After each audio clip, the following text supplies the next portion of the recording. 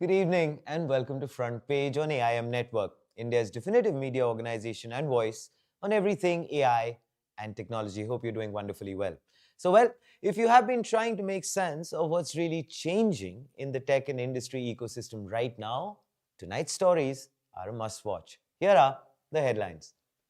India hits a historic milestone with 2 trillion rupees, approximately $23 billion in iPhone exports for CY calendar year 2025.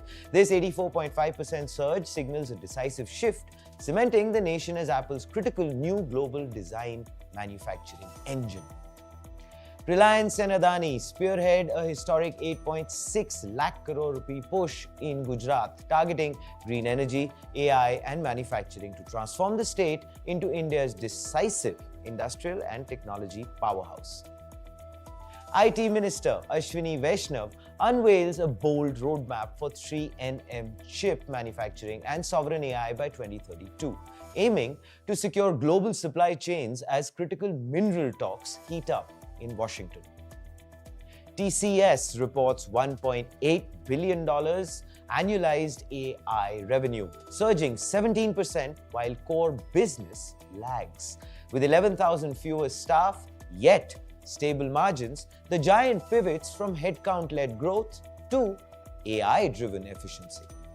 And finally, Alphabet flips Apple in valuation as Gemini erodes ChatGPT's lead, leveraging massive Android distribution and new commerce protocols. Google is aggressively moving to own the entire AI economy.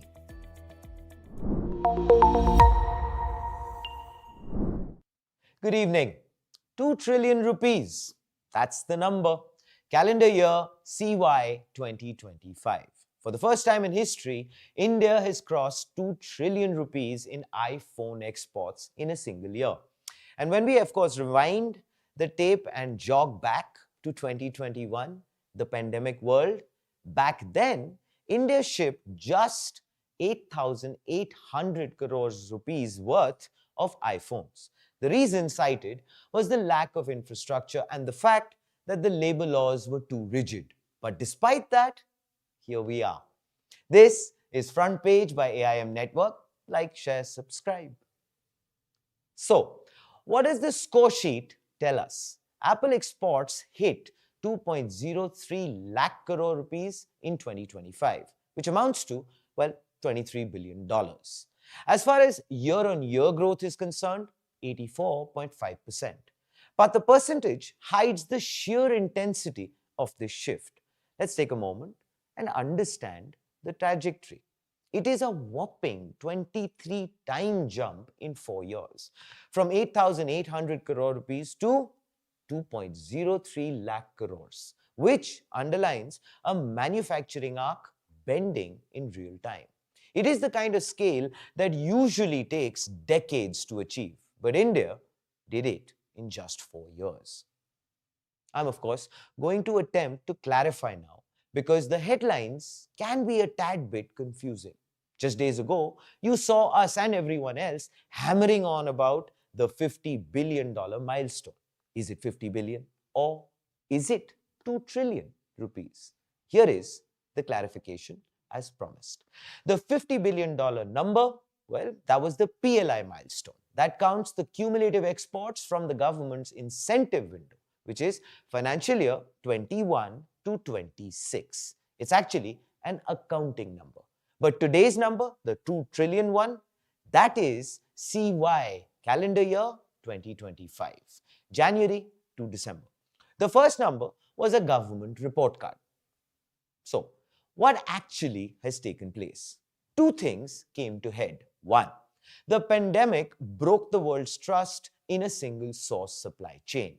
Number two, geopolitics forced Apple to look for a new home. Apple needed a backup plan, which led to the PLI scheme, consequently pushing the pedal, which meant Apple went from assembly to scale to exports. And now, nearly half of Apple's export iPhones ship from India.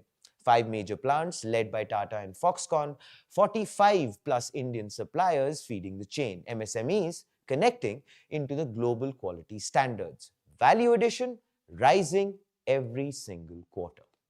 But let us not be, of course, too eager to applaud as yet, because here is the uncomfortable truth, or the catch, if you will. When we look closely at India's electronics export basket, 40 to 45% of it depends on one product. Yes, you guessed it, the iPhone. We are, of course, putting almost half of our eggs in Tim Cook's basket. So if Apple slows down, if the Apple iPhone 17 or 18 doesn't sell, if global demand shocks hit, India's electronics export graph doesn't just dip, it nosedives, flattens even, and that too instantly. Unfortunately, we are currently a one-hit wonder in a very volatile industry. So what should be the strategy? De-risk, broaden the base, of course. We cannot just be the country that assembles the phone together. We have to be the country that makes the screen, the battery, the chip. The government knows this, and the industry also knows this. The next phase isn't just about assembly, it's about the technology framework. The next version of PLI, DLI, and semiconductor incentives will actually decide our fate. Are we just a final assembly country, or are we a full end-to-end electronics powerhouse? Because when we look at the compounding momentum, electronics production in India has grown 6 times in 11 years. Exports have grown 8 times. It is, of course, now at a top 3 export category. And with semiconductor plants expected to start commercial production this year, the technology base finally begins to deepen. And now, as always, here is the front page take. We believe this is how a producer economy is built, not with speeches, but with crates carrying the finished goods leaving the dock.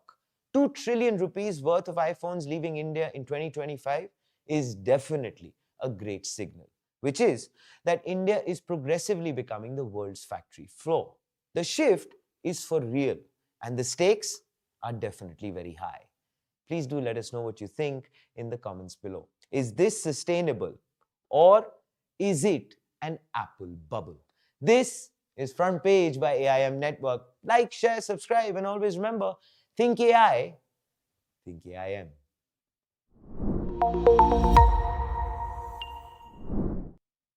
Good evening. Gujarat has done it again. Just weeks ago, we told you about the Indian AI research organization at Gift City. We told you that the state was pivoting. But at Vibrant Gujarat 2026, we did not expect that that pivot would become an avalanche. 4 giants, 1 stage, 1 message make Gujarat the motherboard of India. Reliance, Adani, Wellspun, Jyoti, CNC. These 4 showed up center stage and opened the vault. 8.6 lakh crore rupees. Yes, an investment which can also be, well, sometimes be considered by some as the GDP of a small nation. This corpus has been pledged in the next 5 years. But before we crack open the narrative war, please hit like, share, subscribe. Now that you've done it, you have kept us independent. And what we will do is we will ensure that you stay ahead in terms of the news, of course. This is Front Page by AIM Network. Mukesh Ambani took the mic in Rajkot and made a statement, a 7 lakh crore rupee statement, which is double of what Reliance spent in the last 5 years. And here is a glimpse into what lies ahead. Jamnagar. As we know, it is the oil capital, and now solar, green hydrogen, sustainable aviation fuel. And alongside all of that, he's also building India's largest AI-ready data center, right there in Jamnagar. The goal? Well, Jio's people-first intelligence platform. AI in your language, on your device, and importantly, at an affordable price. He wants the AI revolution to be as cheap as data. And the timing? Well, it is almost cinematic. This lands exactly as the street whispers are getting louder about the Reliance Jio IPO, a $4.5 billion float and a potential $240 billion valuation. I guess he has broken the investment news right now to drive up the valuation at a later stage. Quite nice, no? That's actually how the game is being played right now.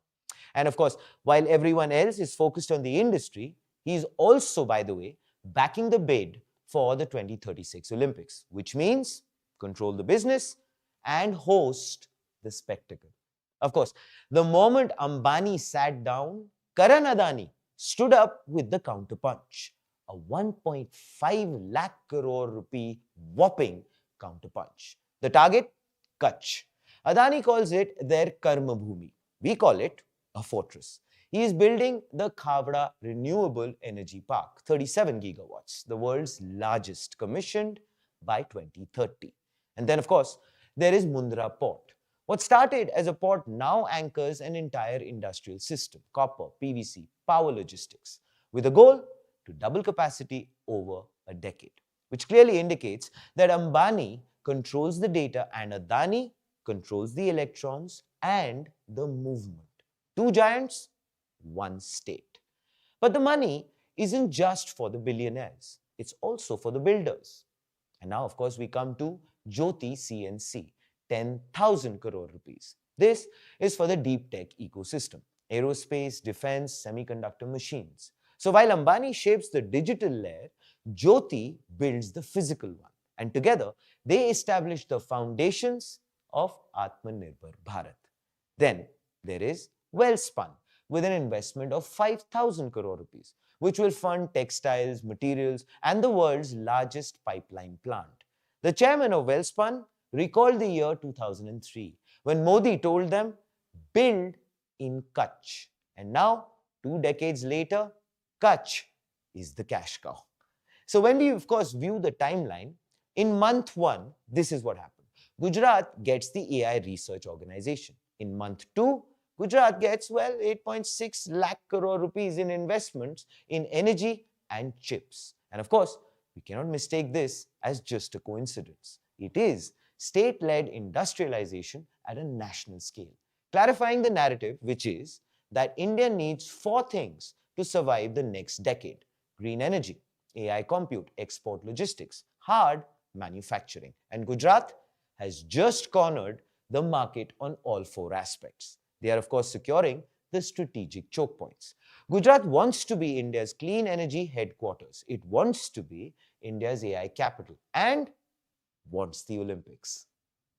As we mentioned weeks ago, Gujarat is building engines. And what we are saying tonight is that the engine just got a full tank of high-octane fuel.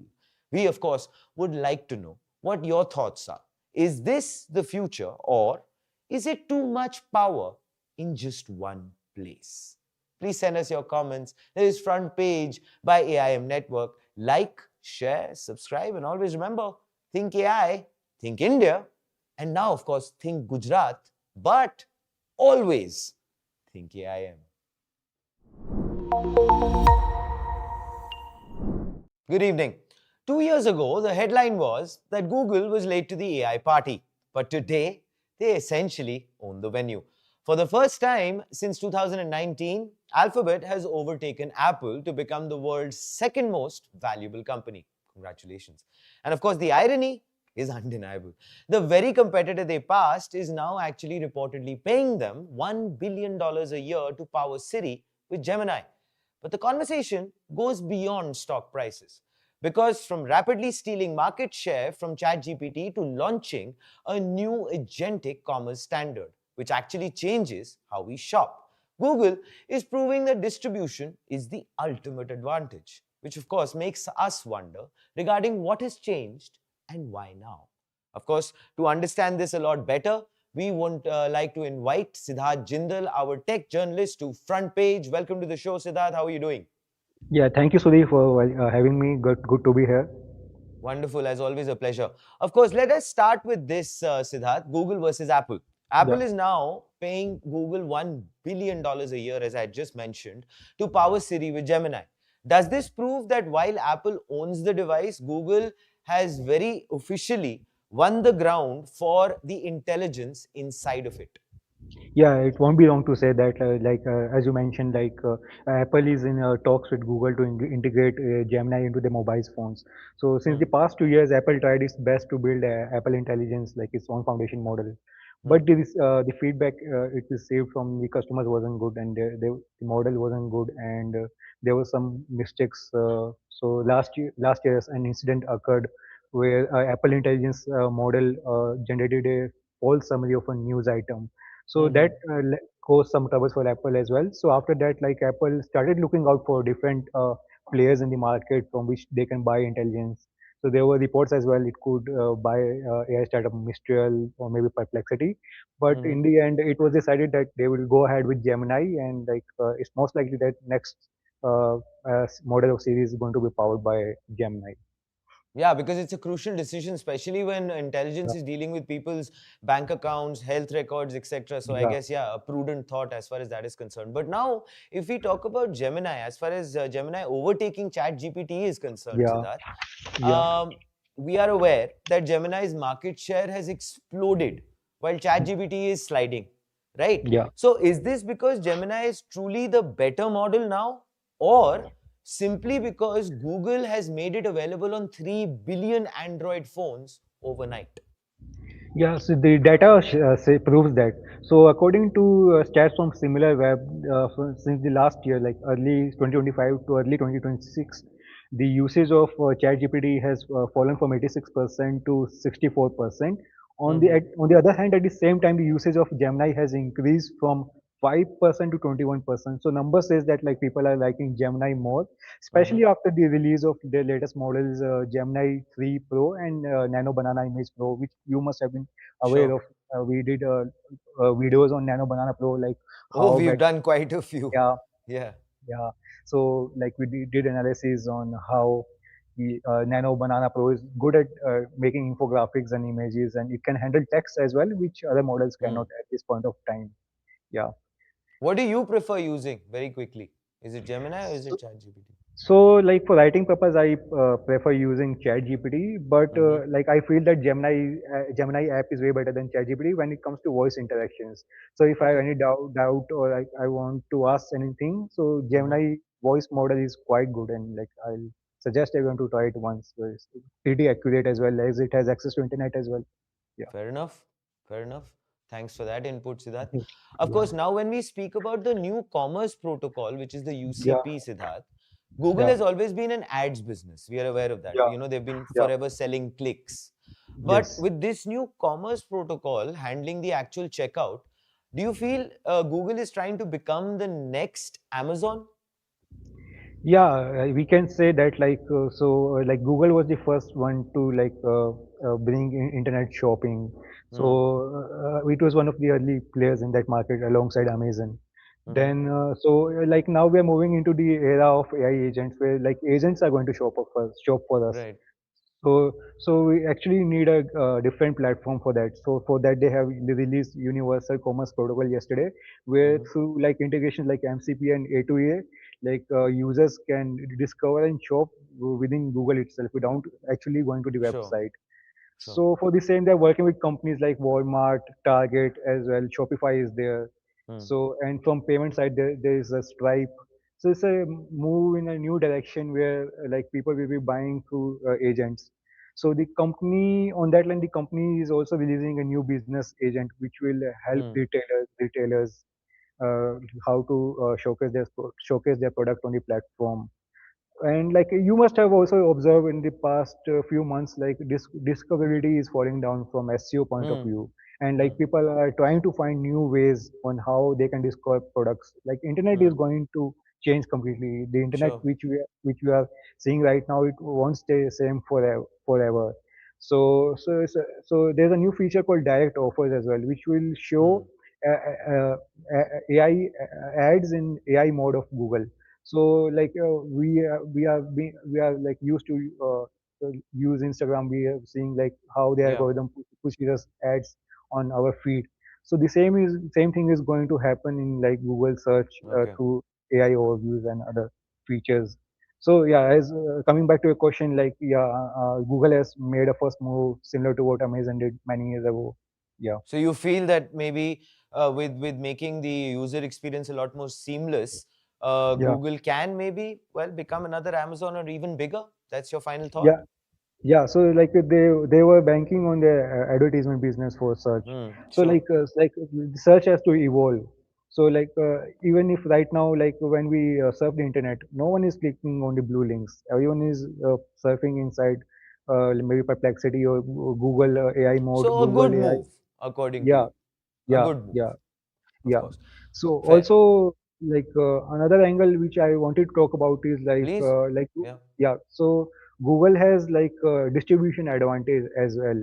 sure. So like when we speak of like other products like ChatGPT, like Hmm. it will also integrate shopping features. Like according to reports, the company is already working on how it can integrate ads inside ChatGPT. Right. But the benefit like Google has is like this distribution layer. Like we have Gmail, we have YouTube, we have Google Work Maps. Maps, Workspace, Android. Right. So yeah, yeah, I'll So that, come of back to course, gives them yeah, gives them the yeah, advantage. dis- distribution advantage. So right now, as we speak, there are 3 billion active Android users, Wow. and on the other hand, OpenAI does not really have an hardware device. It's according to news Hmm. like it's planning to build one. Yeah, Yeah. But mm. I mean, obviously, those are still nothing is confirmed, and we are not still very Yeah, yeah, clear in terms of the yeah, official launch, if at all there is any, etc. Of course, which brings yeah. me to the final question, Siddharth, which is that OpenAI's code red, OpenAI's Mm, code red, which is if mm, we all know about this, that Sam Altman has mm. declared a code red as Yes. OpenAI's dominance is starting to fade. So, how Mm. does a startup well compete when its rival owns the chips, the cloud, and the phone in Yeah. everyone's pocket? What's your take on that? So, like, Corded was announced by OpenAI specifically for Google only. So Hmm. last year they figured it out. Like Google is racing ahead of them. So Hmm. that's why, like Altman mentioned, so they had to refocus their priorities and like they started working on more research. So I think they're betting big on scaling laws. So they will require more compute. As we all know that OpenAI already has secured deals about 1.4 trillion of compute. So, but it's difficult for them to compete with Google. Like Google owns every layer, like from Sure. distribution. Like they have TPUs as well. So their flagship model Gemini is also trained on TPUs. And on the other hand, at the same time, other players like Meta and Anthropic are also exploring the Hmm. use of TPUs. Hmm. And the company is also heavily working on robotics. Only recently, after at CES, it announced its partnership with Boston Dynamics as well, where it Hmm. will integrate the Gemini model into humanoids as well. Right. And as of now, like Apple and OpenAI have slowed down their robotics research, Hmm. and while on the other hand, like Google is racing ahead in this sector as well. So, like to OpenAI to race ahead of Google, they will need to focus on research in terms of models, software. Like software is Hmm. their strength right now. It is Sure. not easy to enter the hardware market. Like Google started building GPUs back in 2016. Yeah. So So even the yeah, experience is clearly with them yeah, for sure. yes, Yeah. yes. Yes. So, like, Oughton mentioned, that it's pretty normal for companies to declare code red when there's pressure. Hmm. So, it would be exciting to see like how OpenAI is made to come back. So, like, people will have their high hopes from their next flagship model, GPT-6.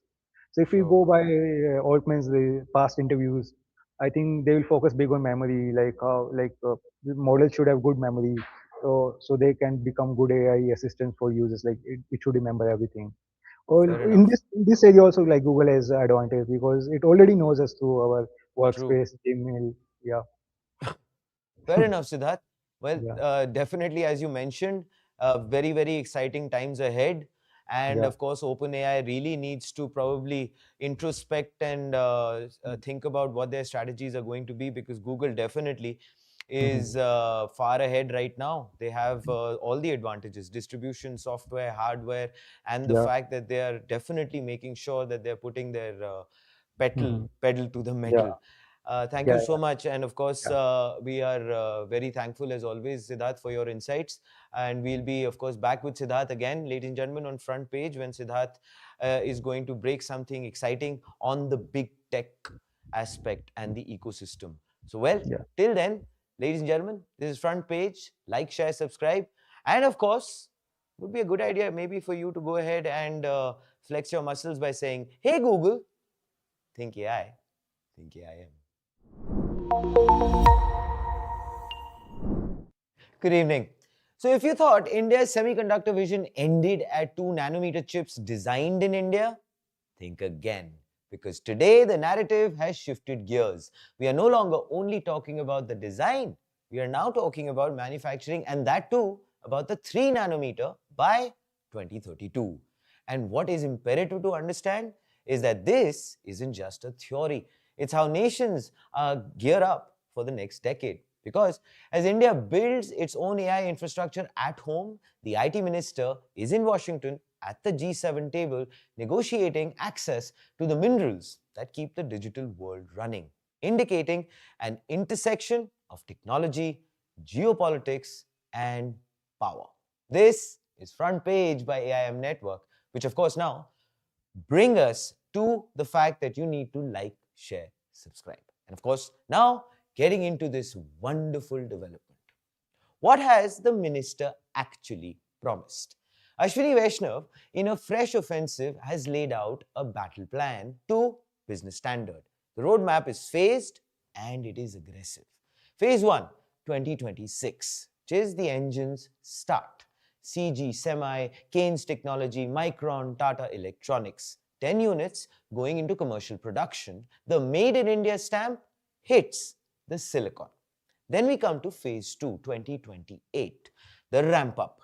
India stops being a spectator and becomes a key player. Then phase 3, 2032, the moonshot, which is global competitiveness, fabricating at 3 nanometers. And he didn't mince his words about AI either. This is what he said. AI is the fifth industrial revolution. India must have sovereign capability, end quote. Ambitious? Absolutely. Realistic? Well, that needs to be analyzed. And here is the quick reality check. So when we hear 3 nanometer, let us not just think a smaller chip. On the other hand, it is a physics breaking down. 3 nanometer is an ecosystem beast. It requires extreme ultraviolet EUV lithography, machines that cost hundreds of millions of dollars each. And over and above that, it requires a supply chain that goes miles deep, specialty gases, photoresists that don't fail at the atomic level. And then the yields. So if you lose 5% yield at 28 nanometers, it's a bad day. But if you lose 5% yield at 3 nanometers, you burn $100 million, which means building the fab is the easy part. Running it at 90% yield, that is like, well, my friends, an Ironman marathon on a mountain. What this does is that it ties directly into sovereign AI. The government has put over 10,000 crore rupees on the table for the India AI mission. Why? Because sovereign AI aims at owning intelligence instead of renting it. That means owning the model. So you need to watch out for Bharat Gen and Sarvam AI. Owning the compute, which is securing 10,000 plus GPUs, and owning the data. The vision isn't just design here, manufactured there. No, the vision is design here, train here, build here. But to build, we need raw materials. And this is why the minister is in Washington, D.C. right now.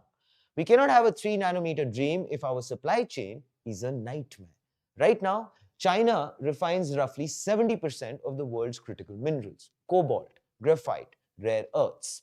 The materials one needs for electric vehicles, for batteries, and yes, of course, for the tools that make the chips. And India at the G7 critical minerals table is a step towards de-risking. It is about ensuring that when our fabs come online in 2026, they aren't just held hostage by a single country's export controls. We can't talk sovereign AI while depending on hostile supply lines. And now, in conclusion, here is the front page take. The ambition is correct. The building blocks, which is 10 plants, 300 plus universities, deep design talent, are actually being put together. The geopolitics are aligned, but the gap between a powerful pitch deck and a 3 nanometer wafer is measured in execution. So the questions are, can we deliver the power, the water, the policy stability, the yields? Because if we do, This decade bridges the gap from designed in Bengaluru to made in India. At this point, I would of course like to, well, ask you, what do you think? Is 3 nanometer by 2032 a realistic target, or are we underestimating the sheer brutality of advanced manufacturing? Please do let us know what you think in the comments below. There is Front Page by AIM Network. Like, share, subscribe, and remember, think AI, yes, you said it, think chips, and think AIM.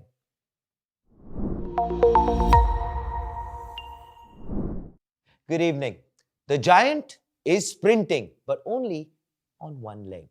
Tata Consultancy Services just dropped the mic. Their AI services, $1.8 billion in annualized revenue. The growth, 17.3% quarter on quarter. The context, the rest of the massive TCS ship grew less than 2%, which means here is the narrative war in just one sentence. AI is running, the core is walking. But before we, of course, go ahead and unveil the workings of TCS's, well, situation, please make sure to like, share, and subscribe. Now that you have, let us understand the numbers.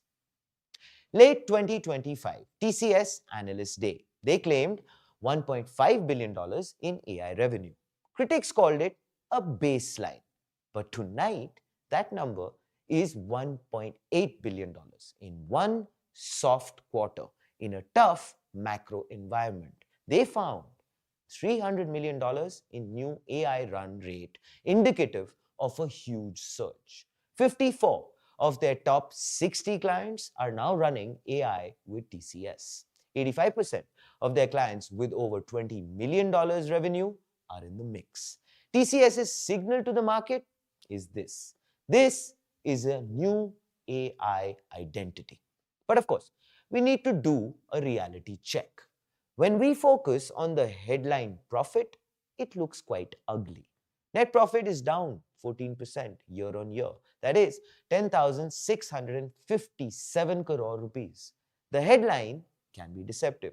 TCS is playing defense right here. They cite one-offs, new labor code provisions, restructuring costs, a legal claim. So what is the narrative defense? Ignore the noise. Because when we eliminate those, the underlying profit is actually up 8.5%. Revenue is up 5%. Margins held at 25.2% despite the wage hikes. Operationally, where does it stand? It's steady, it's boring, but you know what? Boring doesn't define what comes next. The stat that should put every junior engineer watching this on guard, because TCS made more money, but TCS ended the quarter with 11,151 fewer people. Total headcount, 5,82,163. So at the same time, they claim 217,000 associates now have advanced AI skills, and that they have rolled out co-pilots everywhere. So when we read the fine print, TCS is openly saying, we will cannibalize our own billable hours.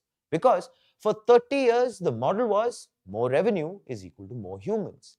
That link has snapped because productivity is up and the headcount is down, which means only one thing, which is that the algorithm is replacing the associate.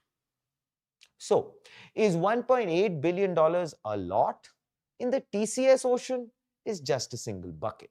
But the velocity at which AI is growing is actually at 17%, indicating that the rest of the company is still stuck in traffic. The signal to the street is this. Accenture is shouting about multi-billion-dollar AI sales. Infosys and Wipro still quiet on exact numbers. TCS is putting points on the board to prove they aren't a dinosaur. But there is, of course, a structural tension to this. Remember digital? It went from 10% to 80% of revenue. At the time, did the industry ever triple in size? No, it didn't. It just replaced the old aspects. And that is the fear. AI must just be the new digital.